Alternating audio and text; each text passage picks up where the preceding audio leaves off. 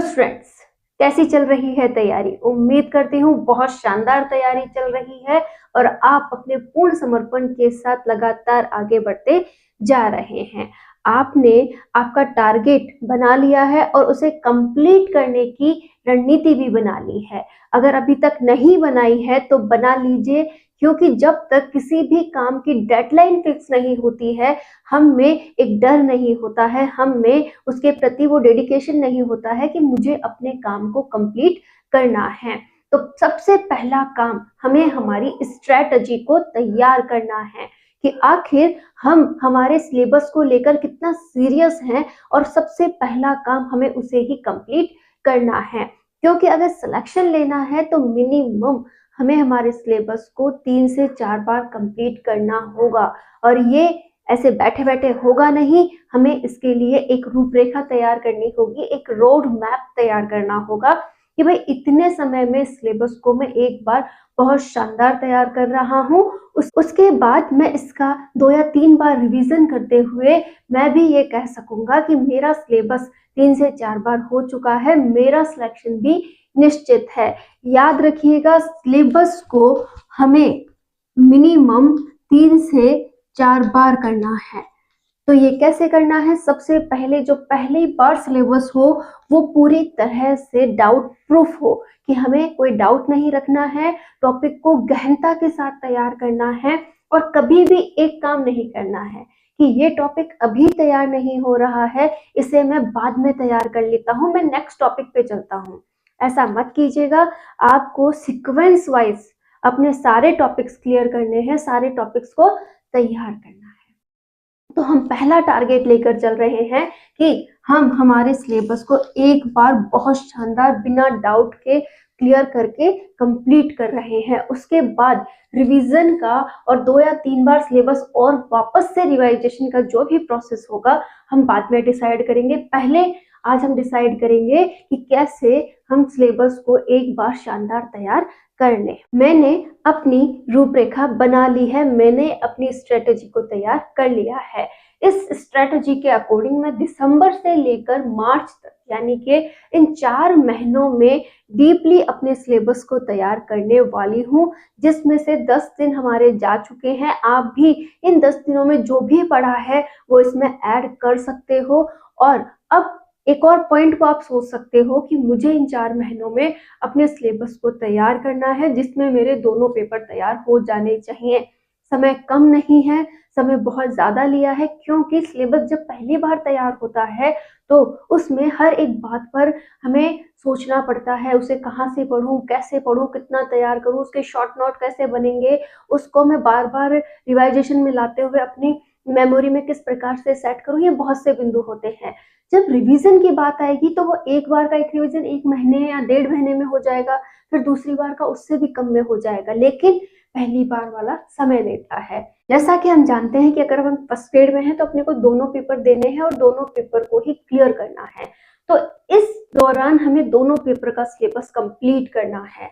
सबसे पहले आप अपने सब्जेक्ट के सिलेबस को समझ लीजिए कि कहाँ से कौन सा बिंदु जोड़ा गया है। 11th के कितने हैं, 12th के कितने हैं, बीएससी बीए बैकग्राउंड से कितने लिए गए हैं, यहाँ तक पीजी के कितने हैं। तो आप अपने सिलेबस को एक बार गहन चिंतन करते हुए सबसे पहला काम सिलेबस को समझ लीजिए। क्लियर?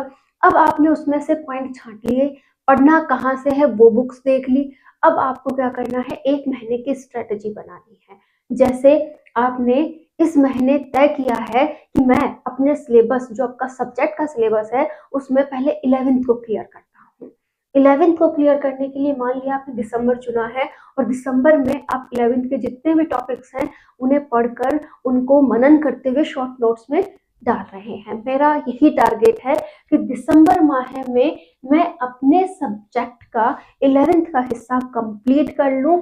जितने भी टॉपिक्स हैं वो एकदम शार्पनेस के साथ मुझे तैयार करने हैं, कोई डाउट नहीं रखना है। तो आप भी कुछ ऐसा कर सकते हैं। सब्जेक्ट की चॉइस आपकी खुद की है कि आपकी क्या स्ट्रेटजी है, क्योंकि हिंदी वालों की अलग होगी, मैथ वालों की अलग होगी, साथ ही एसएसटी वाले हैं तो उनका अलग पैटर्न होगा, लेकिन कोशिश कीजिए कि वो 4 महीनों में आप कंप्लीट कर सकें।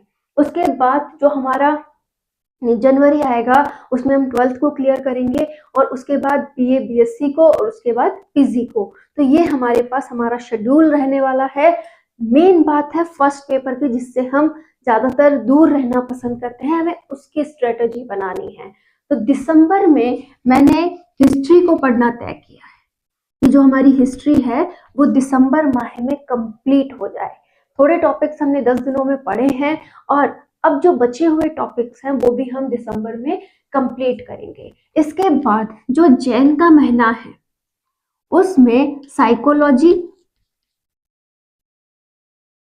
और एजुकेशन मैनेजमेंट, साइकोलॉजी और एजुकेशन मैनेजमेंट का सिलेबस थोड़ा लेंदी है, हो सकता है जैन में पूरा ना हो, इसे थोड़ा समय हमें बाद में भी देना पड़े, लेकिन एक बार हम डेडलाइन दे रहे हैं कि 1 महीने में ये हमें कंप्लीट करने हैं कि दिसंबर में 20 दिन अभी बचे हैं, 20 दिनों में हिस्ट्री कंप्लीट हो जाए और अगला जो जनवरी नेक्स्ट महीना हमारा आ रहा है उसमें हम साइकोलॉजी और एजुकेशन मैनेजमेंट को कंप्लीट कर सकें। फर्स्ट ग्रेड के जो सिलेबस के अकॉर्डिंग अगर हम बात करें तो ये तीनों ही हिस्से बहुत इंपॉर्टेंट रोल निभाते हैं। इन तीनों को अगर हम पहले क्लियर कर लेते हैं तो हम फर्स्ट ग्रेड के फर्स्ट पेपर को क्लियर करने की उम्मीद रखते हैं।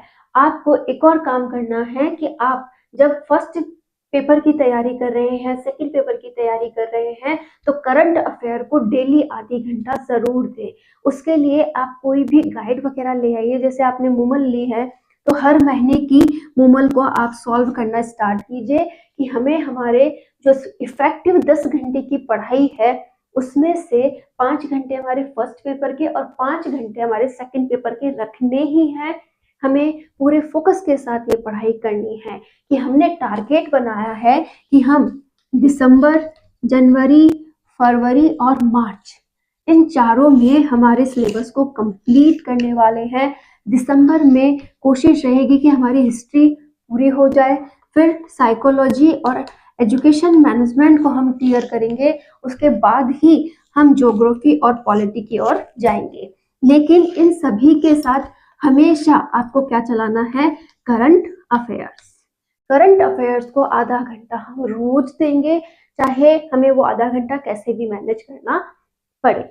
आप इस तरीके से अगर फर्स्ट पेपर और सेकंड पेपर को तैयार करते हैं तो बिना डाउट के, बिना बर्डन के आपका अगर हम इस तरीके से नहीं पढ़कर कुछ भी पढ़ लिया, कहीं से भी पढ़ लिया, कोई डिसाइडेड नहीं है कि आगे का शेड्यूल हमारा क्या है, तो हम कुछ नहीं कर पाते हैं। तो सबसे पहले आपको मंथली टारगेट तय करना है। अब हमने मंथली टारगेट बना लिया कि भाई 4 महीने हैं, 4 महीनों में हमें हमारा सिलेबस कंप्लीट करना है। दिसंबर माह में हम हिस्ट्री पढ़ रहे हैं, आप आपके अकॉर्डिंग कुछ भी पढ़ लीजिए। अगर आपने अभी तक मेरे साथ ही तैयारी स्टार्ट की है तो हम हिस्ट्री की स्टार्टिंग रखते हैं। हिस्ट्री की अगर हम बात करें तो इसमें बहुत से टॉपिक्स हैं, ठीक है। अब पर डे का टॉपिक डिसाइड करना है कि भाई इतने टॉपिक्स को अगर मैं पर डे के अकॉर्डिंग डिसाइड करूं, जैसे पहले दिन आपने डिसाइड किया है कि 1857 की क्रांति पढ़ लेता हूं। अब 1857 की क्रांति को जब आप पहली बार बहुत अच्छे से समझ के पढ़ रहे हैं तो काफी लेंथी हिस्सा है, क्योंकि इंडिया लेवल पे भी पढ़नी है, उसे राजस्थान लेवल पे भी पढ़ना है। तो आप दोनों को साथ ही तैयार करें तो हो सकता है एक दिन में आपका वो टॉपिक क्लियर ना हो, लेकिन आपको इंटरेस्ट आ जाएगा, आप उसके टॉपिक को समझ जाएंगे, उसको हर तरीके से कंप्लीट करना चाहेंगे, तो हो सकता है वो टॉपिक आपके 2 दिन ले लें। इसी के साथ आप क्रांतिकारी नेताओं को पढ़ रहे हैं, काफी क्रांतिकारी नेता हैं, ठीक है। आप सुभाष चंद्र बोस, लाला लाजपत राय, मतलब उन सभी को पढ़ेंगे तो एक दिन में शायद वो भी कंप्लीट ना हो, तो 2 दिन आप उसके डिसाइड कर लें। इसी तरीके से अगर आप अपने सिलेबस को देखते हैं तो कुछ ऐसे बिंदु होंगे जो 2 दिन ले रहे हैं, कुछ ऐसे बिंदु होंगे जो 1 दिन मात्र में कंप्लीट होंगे। तो आपको एक स्ट्रेटजी पर मंथ बनाने के बाद पर डे की भी बनानी है, ठीक है। जैसे आपका हिस्ट्री फिक्स है, दिसंबर में हिस्ट्री क्लियर करना है, आज का टारगेट डिसाइड है कि मैं 1857 की क्रांति पढ़ रहा हूँ, इसे मैं आज या कल में पूरा कंप्लीट कर लूंगा, इसके शॉर्ट नोट्स भी मैं देख लूंगा, ठीक है।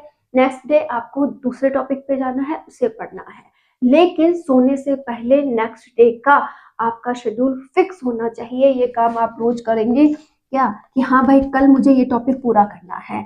नेक्स्ट डे अगर आप फिर से सोकर उठ रहे हैं तो आपको पता होना चाहिए कि आज मुझे क्या पढ़ना है।